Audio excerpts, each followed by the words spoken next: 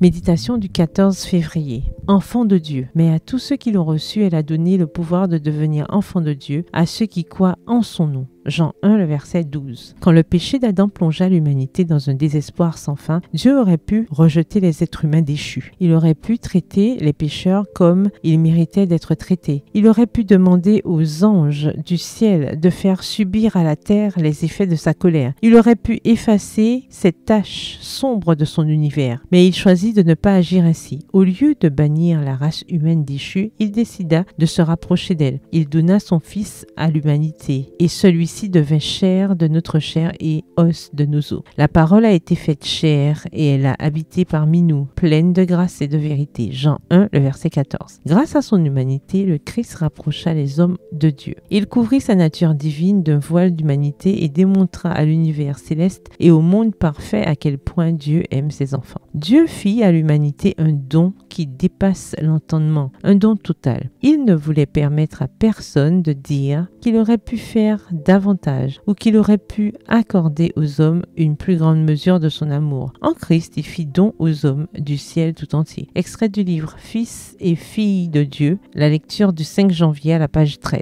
La capacité de devenir enfant de Dieu ne dépend pas de nous. Seuls ceux qui reçoivent le Christ comme leur sauveur ont le pouvoir de devenir fils et filles de Dieu. Par eux-mêmes, les pécheurs ne peuvent se débarrasser du péché. Mais la promesse de devenir enfant de Dieu est faite à tous ceux qui croient en son nom. Jean 1, le verset 12. Tous ceux qui viennent à Jésus par la foi sont pardonnés. Extrait tiré de la lecture du 6 janvier à la page 14, toujours dans le livre Fils et filles de Dieu. Dieu devait se manifester en Christ et réconcilier le monde avec lui-même. Perverti par le péché, l'homme était incapable par lui-même de se réconcilier avec celui qui n'est que bonté et pureté. Mais le Christ, après avoir racheté l'homme de la condamnation de la loi, allait pouvoir associer la puissance divine à l'effort humain. Ainsi, les enfants d'Adam auraient, par la conversion et la foi au Rédempteur, la possibilité de redevenir enfants de Dieu. Extrait du livre Patriarches et Prophètes, au chapitre 4, à la page 44. Quand une âme reçoit le Christ, elle reçoit la puissance de vivre sa vie. Extrait du livre Les Paraboles de Jésus, le chapitre Avertissement, à la page 273. Bonne soirée et que l'Éternel vous bénisse.